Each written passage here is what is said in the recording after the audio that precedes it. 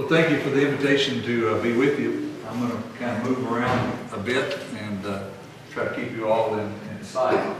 My wife and I traveled, driven in Vermont a couple of different times, just looking and enjoying the state. Great people and beautiful scenery. So it was a delight. And after driving up here today with Jeb from Burlington, I think we need to plan another trip back to drive around.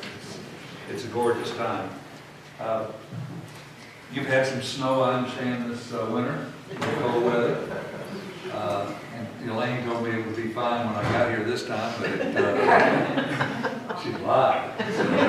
It was not. But it was 82 in Oxford, Mississippi yesterday, where I was, from where I left, to come up this way. I'd like to take advantage of that introduction kind of thing and go around, and I'd like for you to tell me your name. We don't need a speech. We don't need to know your history and your background and all those things.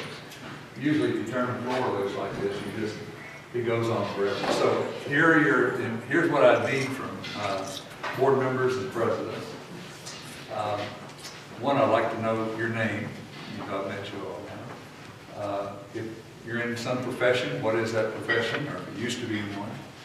And then third, I'd like for you to tell me why you agreed to be on this board.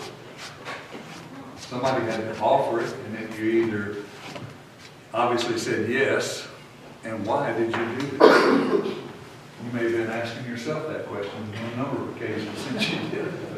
But I'd like to know why you agreed to serve on this board. Cameron, we start with you. Well, that's my punishment for going up to you and introducing myself. My name is Karen Luno. I'm a born-bred Vermonter. I was a high school teacher in a previous life and am now a business owner. My husband and I own a couple of car dealerships. I've been very active in the community, in particular in school boards. By the time I finish this, it will probably be about 30 years of continuous service. I have a passion for education and passion for access, quality, and I think it's vital to the sustenance of a democracy. Great. And our way of life. Great answer. Did we have somebody else call in? Yeah, it's Joe. Okay. Joe Berlino, Tom is the president of Linden State College. Absolutely. Hey, Joe, Tom Meredith. Hey, Church. I'm Church Hines. I'm beginning my 14th year on this board after a 14-year hiatus. I recently retired hospital administrator and faculty member at a local medical school. Great. And back in 1987, when I wanted to join the board, it was because I was an admirer of VSC, and I wondered if they were truly as good as they seemed. I figured the only way to really find out was to get inside. And What'd you find? everything I wanted to know, it was absolutely first rate. Great. Chris? Yes, sir. Chris McFarland. I've been on the board for 2 years. I'm in the private business sector. I manage a buildings trade, and our headquarters is down in Hattiesburg, Mississippi. No, good. A company by the name of Wood Companies. You may or may not be familiar with them, but privately owned company. And the opportunity came for me to get on this board. I have 3 kids, 3 daughters, 20, 18, and 17, 2 of them in college. One of them about to make that decision, and I thought it would be a great opportunity for me to get a better understanding of, the whole process, public service, and what an honor it's been. Congratulations on paying all that tuition. That's it. We'll come back to you. Go ahead.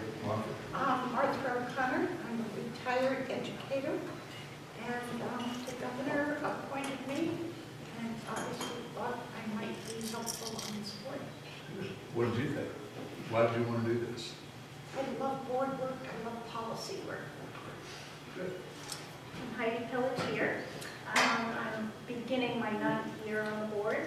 I don't have any really strong career path behind me. I've served in a lot of different volunteer positions through the years, many in public education, some in private, and took this opportunity opportunity came about 9 years ago. It had all been in the lower spectrum of education, kind of beginning when my children were in preschool and kind of followed them through the trenches. When I had this opportunity come before me, I thought it was something, an area where I had something to offer and knew that I would have a lot to gain from it. Good. As I read, you've got a lot broad experience on a lot of different kinds of boards. Yes, yeah. Too bad. I'm Linda Milne. I'm a CPA, active largely in doing audits. So right now I chair the audit committee. I have been on this board 10 years and was recently reappointed for another term.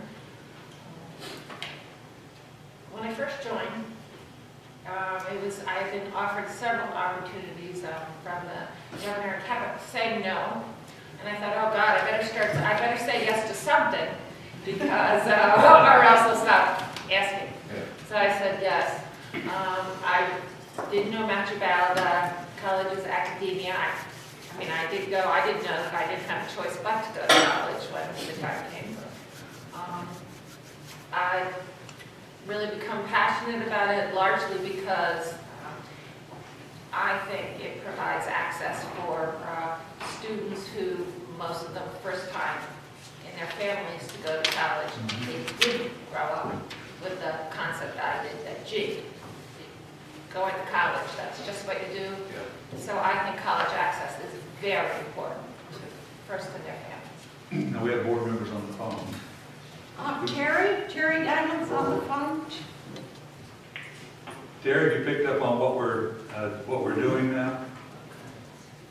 He has his phone on mute. He may have just, Jerry has just recently had open heart surgery. Oh, my goodness. So he is a former attorney general, still a practicing attorney, and has served on many Are you boards. retired? Are you I here? lose you for a moment. I'm sorry, Tom. It's not a problem. I'm a lawyer by profession, and I have served for 8 years as a trustee for Vermont Law School. And during that period of time, was on the finance committee and dealt with the significant issues of declining enrollment and a future in which there seemed to be no increasing trend for people who wanted to go to law school, and what that was doing to the budgets, to the administration of it. And after 8 years, I was turned off and said to my wife, I've had all this experience with issues that the Vermont state colleges are going to start facing. And I wonder if that experience might be of some value. And so I sought out to be appointed to the board, and was very, very lucky that it was an opening. And when Chris McFarland was appointed to the board, I was as well. Very good. Very good. Okay, Joe Berlino. He's the president of Lincoln. Are you on? Joe? I am. Joe, tell us why you wanted to be a president. Vermont State College. Well, I don't know, I'm still trying to figure that out. I was actually, I had the privilege of serving in higher education. I've been in the field for about 30 years, and served as the vice president for student affairs and enrollment management at Queens College, which is a large public institution in New York City. That I had the privilege of serving as a fellow for the American Council on Education, where I was mentored by several presidents who encouraged me to get rid of staff.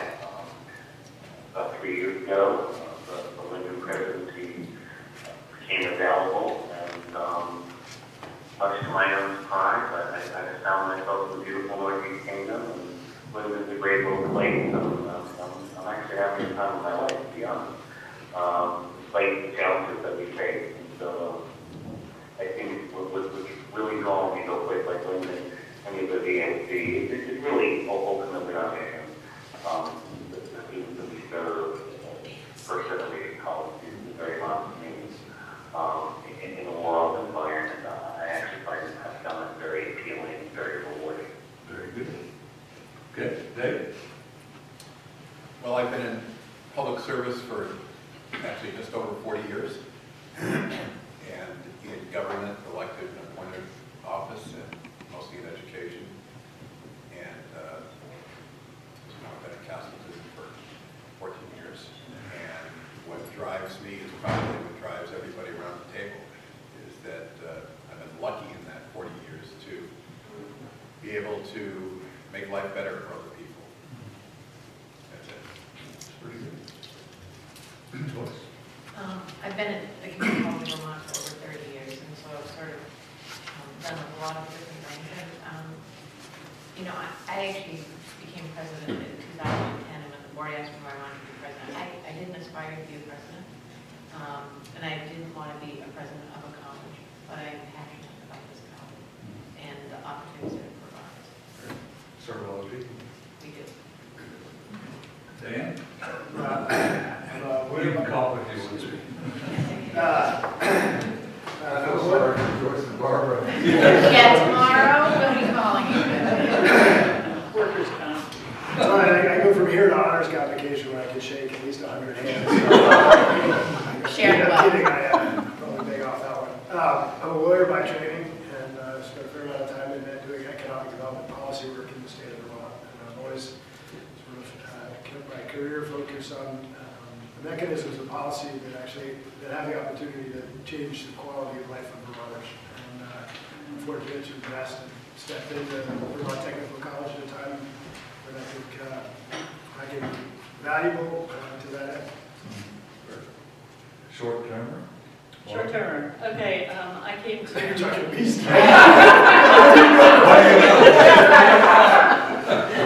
It shows. Subtle switch.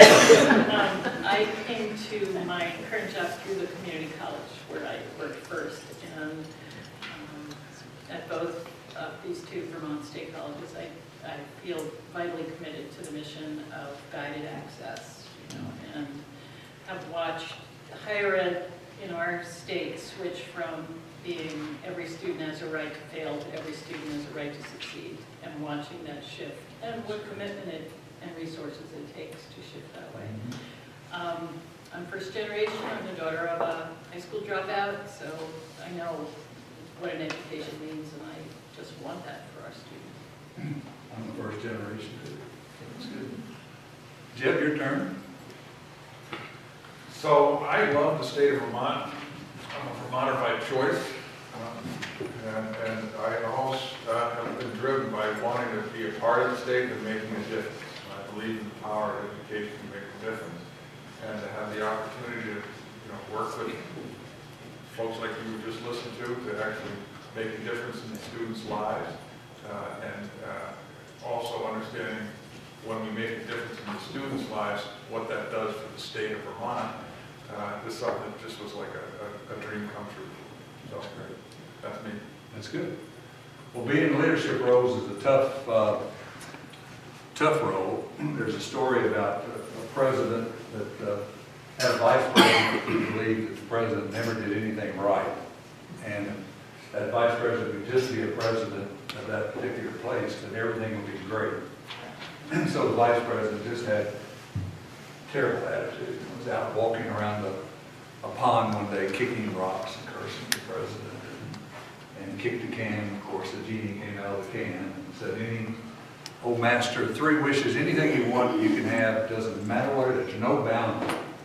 And the vice president finally something good's happening to me, and so his first wish, and the genie said, "Well, there is one condition. No matter what you ask for, the president gets done." It's awful. This ruins the whole thing. So that's the deal. I'll take it. So he said, "Well, let's just start with cash. I don't want to be greedy, but do like cash, so I'll keep it low, $25 billion. It's all yours, and you know the president will get done, $50 billion. I hate this, but okay. Money shows up. Second wish, he said, well, I need to take care of the family and maybe a trust fund of some kind. How about $100 billion trust fund for the family? That's not a problem. You realize the president, he said, I don't even want to hear it. It happens. Third wish, he thinks and he thinks, he knows it's the last wish, and finally his big smile comes across his face. He says, beat me half to death. You all don't have any of those kind of vice presidents. Regardless. Let's talk for just a moment about what you hope to get out of today. When you came in, the retreat's been scheduled, okay, I'm going. What do you want to get out of this? What did you think driving here about this today? And I hope we talk about whatever. Anyway, by the way, this is not a lecture, this is a participatory kind of deal. So. I'm hoping to hear how other boards and other colleges work within the system, work with presidents, work with students to make the system better. Okay.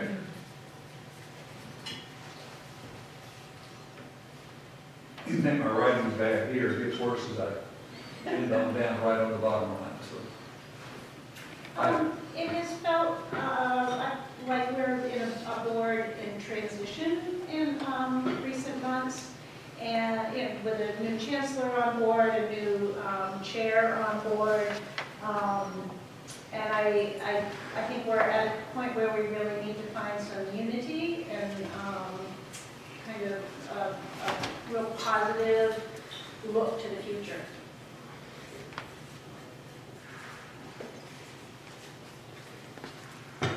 Board unity going forward, how's that? Effectiveness. How about effectiveness? I mean, it's on your title, but I sometimes wonder how effective we are in setting policy and following through on policy,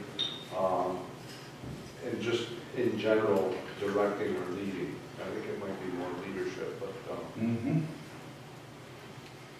Someone said at one time, pulling the string is far more productive than trying to push one. So you've got to run a little leadership. How we add value with this, the board's not only in transition, I think higher ed, from everything I read outside of this, is really in transition. Mm-hmm. So how do we as a board really help the Vermont State colleges respond to what's happening out there and respond, trying to be hopefully at the front of the curve instead of like being behind, just reacting. yeah. Because I feel like we spend a lot of time just approving choices that are given to us that are very operational. We'll talk about I'd it. like It's to be good. able to. I perceive this first as an opportunity for the entire board together, and I'm sorry we're not all here today, but the entire board together to have a refresher on what an appropriate board role and responsibilities are. That's number one. And as I went through the readings, there were many, many things, too many things to cite here that I found very stimulating. That gave me ideas about what we might do in the future to deal with the circumstances that present themselves to us that aren't going to go away. That's the new reality. So. Good. Others? President, y'all can chime in here too. Good. Well, I had a couple of very specific ones. All right, let's hear it. And often thrown around, first of all, the main thing for me is I really want to have a really high-performing board and a lead who's drawn board. So I really want to do everything I can to make sure that we all know what that means and what the characteristics are of a really high-performing board are. So that's sort of the higher level for me. Tom, I would appreciate it if we could spend just a few minutes at some point on the concept of fiduciary responsibility, and what does that mean in our sort of environment, and who we owe that loyalty to? Is it one, or is it more than one constituency, or whatever? So I think it's just having I have a sneaky suspicion, and I might be wrong, that there might be different views of, you know, who our loyalty is to. And maybe that's okay, but if there is a common, you know, definition and expectation, that would probably be helpful. Be sure. And I also, if we have time at the end, you know, and you know this, but yeah, I'll throw it out to the board. As far as I know, there's been no expectation of board involvement with fundraising on this board. And I just would like to know whether that's common in other public system boards, or whether there are ways that, you know, and just so you don't get nervous, I'm not saying that we all ought to be, you board members ought to be giving, you know, half of their life's fortune to it, but whether there should be some role of board members in securing scholarship funds or doing other things for the colleges. You know, I would like to know the answer to that, and I'd like the board to know the answer to that, so that then if we want to, at a future date, talk about should we do it. I'll give you a quick thought on that real quick. Most public boards do not usually have their own campaigns or go out and try to raise money, because it's going to be in conflict with institutions that are trying to raise money. Some boards will have their own foundation. You got to be careful when you do that, but it's okay to do that, so that they can have some discretionary money, if you will, to do some particular things. The Georgia board, for example, has a gala every year, and they have silent auction. They got all the different things, and people pay a lot of money to come, and it's mostly black tie, and it's kind of a big deal. And so they raise money, and a certain percentage of that goes into scholarships for the institutions, and then a certain percent, and the rest of it then goes into a discretionary thing. It's provide incentives for campuses or whatever it happens to be. Usually it's a thin line between making sure you're not infringing on what institutions are trying to do to raise money. Private boards, much different, obviously. The only thing I'm thinking is that, and maybe, you know, just trying to be ahead of the curve a little bit. You know, like this is old information for everybody here, but in the 1980s, we got 50% of our funding from the state. That's right. We're down to 17%, and some of these colleges are down to 90%. So Exactly. I'm thinking, is there a possibility that in the new world, we're supposed to actually think a little bit more like a private system board? And I don't know the answer to that, but it's... Mostly that's what institutions are doing, is thinking more like private institutions in terms of raising their own dollars. So you see a major movement now. There's data that comes out on a regular basis that shows the amount of money that public institutions are using that are private dollars in order to run the place.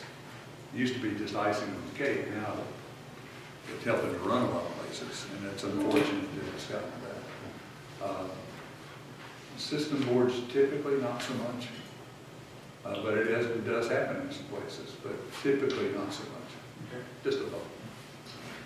Okay, anything else to pitch up here? You know, there's one thing I would love to have a conversation about is what level and what kind of decisions does the board want to make, and what kind of decisions they want presidents to make. And so just some conversation, because we go back and forth, and I think having a conversation about that would be really helpful to me. A little extra star there. Appropriate. We'll talk about that. Okay, anything else? Let's get us started.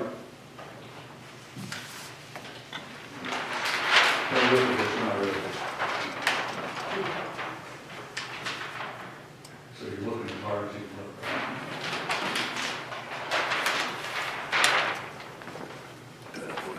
Make sure we cover those as we get through. One more question. I'm going to crank it up here. What do you think what's the system do? You were stopped on the street someplace and said, what's this system? It's kind of getting to what you're talking about. us a little bit. We'll get into it in more depth a little bit. What do you think a system should do? I mean, what's their role here? I think there's confusion about the system. We have 5 colleges Right. under one system. Right. And I was speaking with a legislator last night, and they just said, what is it you're doing? And I thought to myself, well, are we concentrating on the 5 colleges, or are we concentrating on the system? And I think that is a question that we've got to have. We're thinking of doing some long-range planning, which we really haven't done in the past. And I think that will help us come up with what is the system? Yep. And what's our role as a board with the system? That's the question.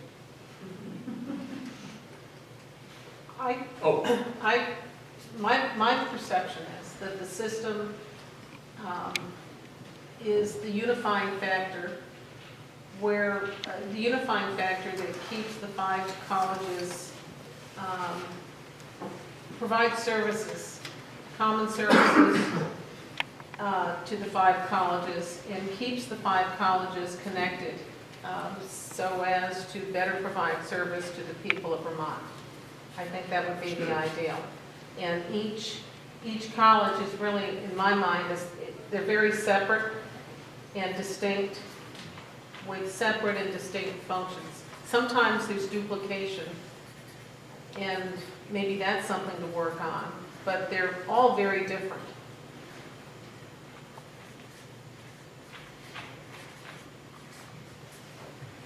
Okay. I think that a system ought to be more than the sum of its parts. It should capitalize on the strengths of its members and, to as large a degree as possible, make sure that the higher ed needs of Vermonters and beyond are met by the member colleges in the whole. So, I wouldn't argue that every state college system needs a law school or a med school, but that most of the essential higher ed needs of the state's population, from young adult through, incumbent worker, are met. Okay. I think Barbie almost said it better, really, than I would have, but also, yeah, I don't think I can add to that what I'm saying, thank you. Okay. Good. Fidelity to mission. Say that. Fidelity to mission. I believe the first phrase in our mission is for the benefit of Vermont. Fidelity to mission. Fidelity to mission for the benefit of Vermont through human and economic development. Good. And to be sure that we're focused on that. Can I, interesting that you brought that. One of the things that I worry about, that I would love to have the board at some time have a discussion, that's for the benefit of the Vermont, is so broad. I mean, you could put anything under that. And I worry at times that we as a system spread ourselves too thin and not focus on where we can really provide the, the most benefit to the students and to Vermont by paying a lot of attention to that, to the breadth of all that. I think we spread ourselves too thin. Okay. I worry about that. So a couple of things. One is in your reading, the other one will be sent to you. You got this in the mail. Checklist for success for systems. Other than the fact that I wrote it, I really believe this. No one had written about what should be the role of systems. And I kept running across that, and what kicked me off, I was working with someone else, and we were helping LSU restructure its system. And I realized the board members didn't know what maybe they should be doing in terms of the role of the system. So that's what generated that, and it kind of developed over time. But take the time to read that. We could do our whole time just on this, We won't today because we're going to have some more fundamental things, but that'll give you a start. I think, having been a former president, I think presidents will agree with what most of that is in there. The second thing is this is what's coming to you. It's leadership dynamic in public college and university systems. A few of us got together a few years ago, several years ago. We sat around the table. Head of ASCU, I was the head of NASH, the head of AGB, fourth person, I can't think right now, but we all sat around the table and said, how do these dynamics work? You got presidents, you got a board, you got a chancellor. How does all that stuff interact? And so we pulled together a whole bunch of people around a big table and spent a full day talking about that. Got presidents in there, system heads in there, some board members in there. And we just started churning out thoughts about how that should work. And so that's what ended up in this booklet, which you'll get. If you, and again, if we could spend our whole time going through this. But just take the time to read through there because it'll give you various situations. What should the board do about that? What should the chancellor do about that? What's the president's role in that particular situation? So I believe it'll be worth your reading to take the time to go through that.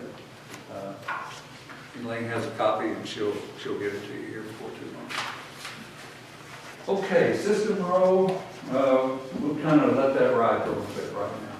You know, what you have is a big job with big responsibility. You've got, 625 or 50,000 people in Vermont.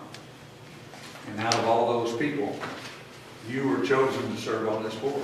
And that's a lot of other people to choose from.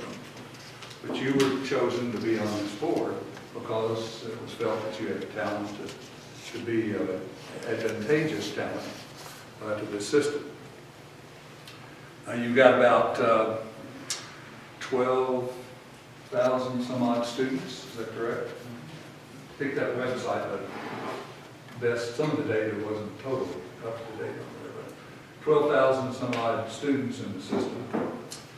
They're all counting on you as a board and then the presidents to make sure that they get a quality education, one that will cause them to be competitive when they leave, when they walk out the door.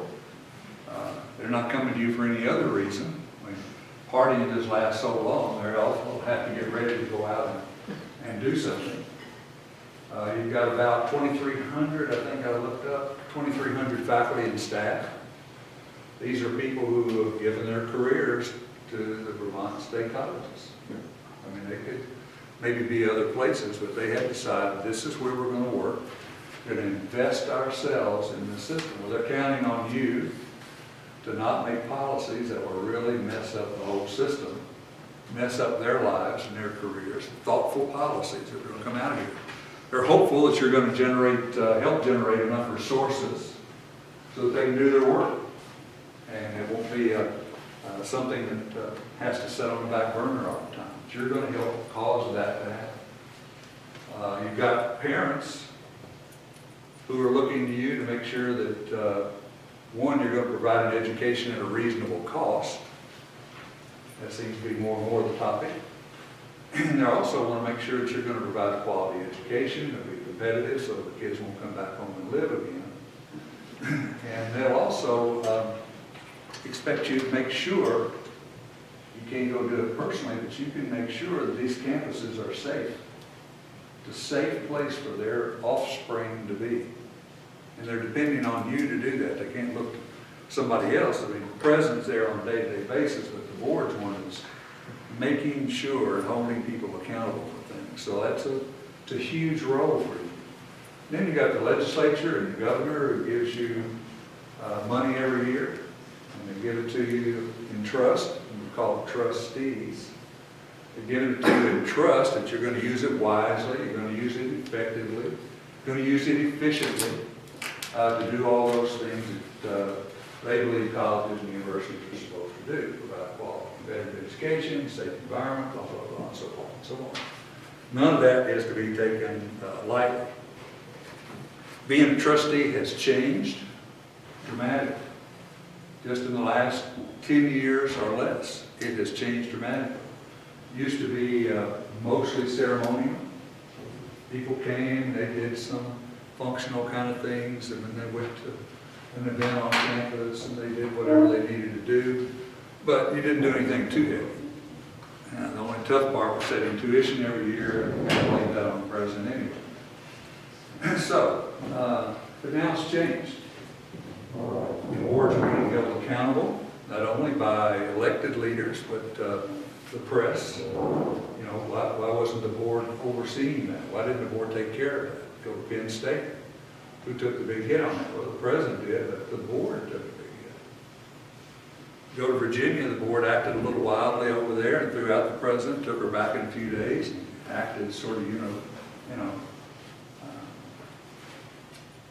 off-handed way. And the board was taken to task over that. And it's just happened all across the country, time after time after time. Sweetbriar now is going its closing, they're all upset. And now they're pointing back to the board to say, all the signs were there, why weren't you doing anything? Why did you just sit on the side and watch this institution go down? It was obvious. I read a big analysis on the plane coming up here, someone who had analyzed the whole Sweetbriar situation, and according to that person, they should have seen this coming long ago about the trend that was happening in terms of discounting tuition, and trying to do all these different things. It was absolutely on a sinking path. So boards are being held accountable now like they never had before. Your job is to make sure the interest of the state of Vermont is at the forefront of your mind. I mean, you've got a chancellor and you've got presidents. They have a mindset on the way they're looking at things, but you're stepping in, not just looking after one city or another city or whatever. Your job's to come in and say, look, we've got a big deal here. We're responsible for this, and we're going to make sure it's done right. Your job is to carry the interests of the people, and then right along beside that, top interest has to be the students. You know, a lot of places talk about students first, because that's, I mean, all the rest of us are sort of ancillary to that. But the whole deal is about the students and serving the state. So if we lose sight of those things, then we've just lost sight of all of it. I've watched boards and institutions get caught up in the idea of internal kind of things that have nothing to do with students. And that's where they start spending their time, and then guess what follows next? That's where they start spending their money. And all of a sudden the students come up short. I've done analysis of a lot of different institutions over the years and how they spend their money. And it's, you watch a shift in institutions from the things, from instruction and student services and things that are supportive. You watch it start to slip over into other areas that aren't central to what they're supposed to be about. You make sure the interests of the state are not overlooked. You keep the ship on the right path. Look upon this like a ship. You don't steer the ship. You've got somebody who's running the ship every day, steering the ship. But you make sure that it's going in the right direction. And you don't have to know all of the stuff that goes on about how it's kept in the right direction. What you're looking for is to make sure it's going in the right direction. Priorities are being followed, focused, and so forth. And then to make sure that all of your decisions then are supportive of that as you move forward. That's what it's all about. That's the bottom line. You keep it in the right direction. So there's some key questions. Now it comes back to the secret pages. Some key questions that I would want you to ask yourselves as we're going to get ready to run down the path here. First of all, what's our mission? If you're on an elevator, I love elevator speeches. I've only got about a minute. I'm going to tell you give you an answer to what you just asked me. And a legislator says, what do you all do? we've got about a minute or less to give an answer to that. I don't know, we won't put you on the spot, but does the system have a mission? Did you quote it? Do we follow it? I mean, that's the question. Are we fulfilling our mission? And how do you know we are? Is there some kind of measurement or some sort of timeline or something that's going to be accomplished by a certain time? Or are there some indicators that you get back from the campuses that shows, yeah, we're on target, we're on path, because we're addressing our mission and we're doing it in a certain way. And here's the proof. You know, nowadays, it may fly in Vermont, but that would be about the only state that I know of where it would fly that you can say, trust us, we're doing it. It's not, it just doesn't happen anymore. What are our primary goals? Do we know right now what are the top 3 or 4 things that you are focusing on as a board to get accomplished? Would you name them on that elevator? Does someone ask you, yeah, this is our priority right now. Here's what we're focusing on. Without question, top of our list. Are we making progress on those goals? Almost kind of back up to our mission a little bit. Are we making progress on those goals? How do you know if you are or not? Is there some sort of regular report that you get every meeting or every so many on your goals and shows you the progress that's being made, and what's your timetable for those kind of goals to be accomplished? Does anybody know that? Is anyone pursuing them?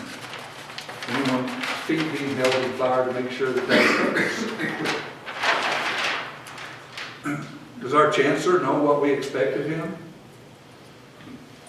I will tell you that across the country, everybody that I work with, the number one source of problems in the system, a lot of different sources that can happen in the system cause problems, but the number one is a breakdown right here. Chancellor has to sort of surmise what the board expects of him, and the board the board has its own ideas about what it's expecting, but guess what never happens? They don't talk about it. I just did an evaluation of a chancellor of a huge system. In his 3rd year, has never been evaluated, never had any feedback about how he's doing. So he's just charging ahead as fast as he can. And the evaluation came back and it said, he just gets out ahead of us sometimes. Now he got a great, had a great evaluation, but that was a concern. He just gets ahead. Well, no one told him where to go. And so he's just doing the best he can to keep the thing going and use his own judgment. There's got to be lots of conversation here. And it goes both ways, by the way.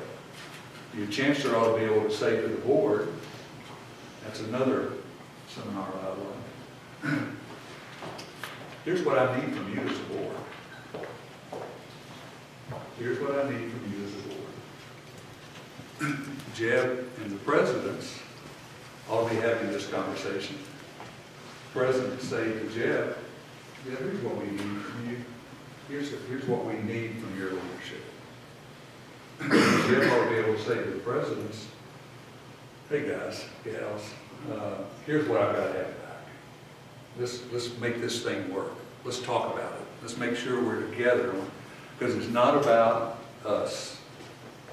I say that once, I'll say it 100 times. It's not about you. Not about Jeb as chancellor. It's not about you as a board member. It's never about you. It's about what you're trying to do in terms of the mission, the goals of the system, and so forth. It's not about you personally. Do our board meetings serve as a model for others? You know, typically, I don't know what kind of crowd you have at your board meeting. A lot of places now stream their board meetings. Everybody can get it all across the whole state, or anybody, anywhere can tune in.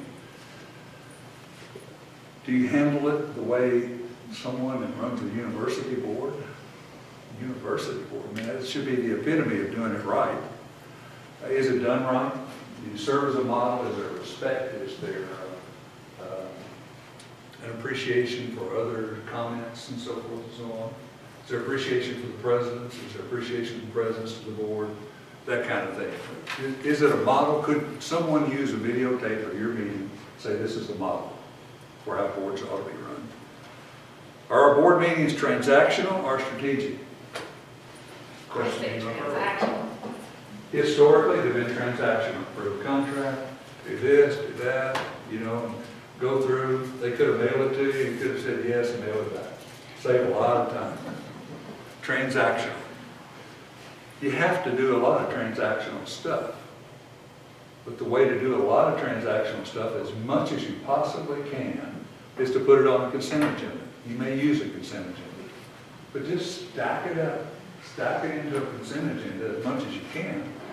And I don't know what your rules say, but typically on a consent agenda, any one board member can ask that something be pulled off the consent agenda into the regular agenda for full exploration. You do that, good. That saves a lot. Don't get caught up, I call this just doing. People, the boards just get caught up doing stuff. Don't think about anything, they just do stuff. I don't know if you do that or not, but you should. Do we keep our student interest first? We've talked about that, I won't beat it up, but that ought to be a part of most of the conversation. What's the impact here on what we're trying to do educationally? What does it do to our students? Am I doing all I can do to be a great trustee? Not a good trustee, not a so-so trustee, but a great trustee. And we're going to talk some more about that in just a minute. And then you have to ask yourself, are we a consequential board? What does the word consequential mean? We're making a difference. What? To have impact. Have impact? What was the other one? We're making a difference. Making a difference. Adding value of some consequence. Are you that kind of board? Now, you don't become a consequential board by trying to run each institution and what they're doing down inside. I mean, that's not a consequential board. That's going the other direction.